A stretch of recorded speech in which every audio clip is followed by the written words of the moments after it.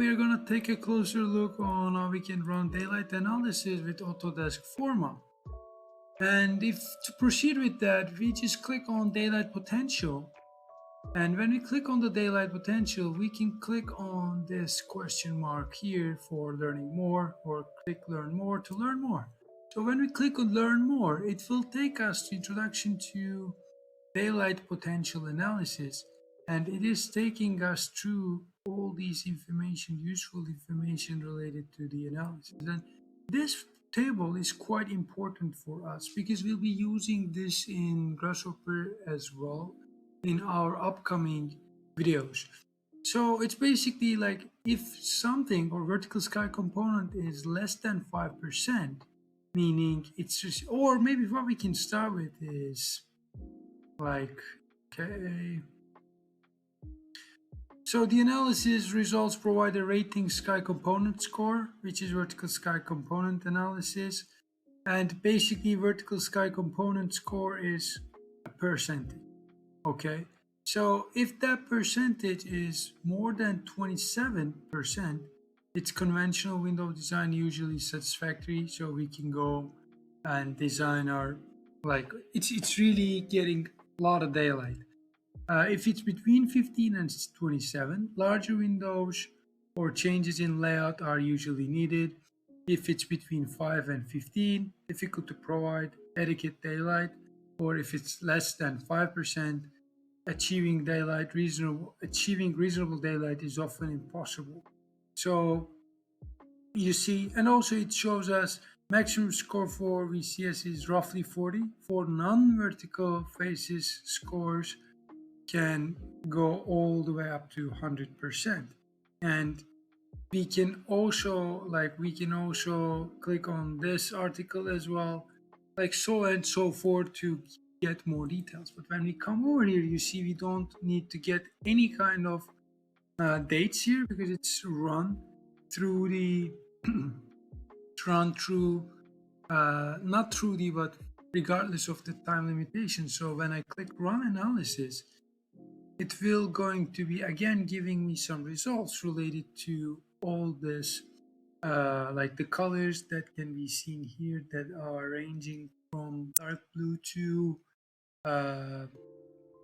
some more like a not blue but maybe yellowish. And when I click here, I can still see the sonar analysis. When I click on view history, when I click area metrics, I can still see the area metrics here. And if I come over, you see it's loading now this point, meaning the analysis is in the progress. And when it's done, we'll probably see this analysis that are limited on this portion. Okay, and it's done. So view history, when I click on view history, you see all analysis. When I click on all analysis, it will open up the analysis that are run today. But if I click on daylight potential, if I click daylight potential and I click to it again, I'll be going to another screen where we see less details on the buildings and the terrain, which can be changed obviously. Or no, for this one, no, I think they cannot change it. But now what we see is we see our daylight potential analysis. So if we inspect these points, when we click on this, daylight potential is 11%, 90%, 27%, 26%. And you see when we take this off, let's say we are like taking this color into, like, the gray parts now are going to be the parts where we find quite satisfactory, or we can do the other way around. So these locations are often not good for facade or window designs, right? When I click escape or like inspect, we see the same results. But as you see, this is run for proposal number 2. So if I switch to proposal number 1, we don't see, sorry, we see Okay, let's see. We see if we switch to proposal number 2, we see only sun hours, and proposal number 2 is this. And if I maximize this, I click on this, it will take the sun hour analysis and you shows us the sun hour analysis for proposal 2. So I will go back to here and then run the same analysis, vertical sky component or daylight potential analysis for proposal number 2 for the purposes of comparison in the next steps. And in the meantime, I'm just showing you what I'm doing behind the scenes. So when I run this for the proposal 2, I go back and run it as you don't see it in the proposal 1 as well. So I'm just running these analyses for both proposals that I'm having in hand, just to have the same kind of base for me to compare. And obviously we can go to the view, and we can have the saved camera position here as well.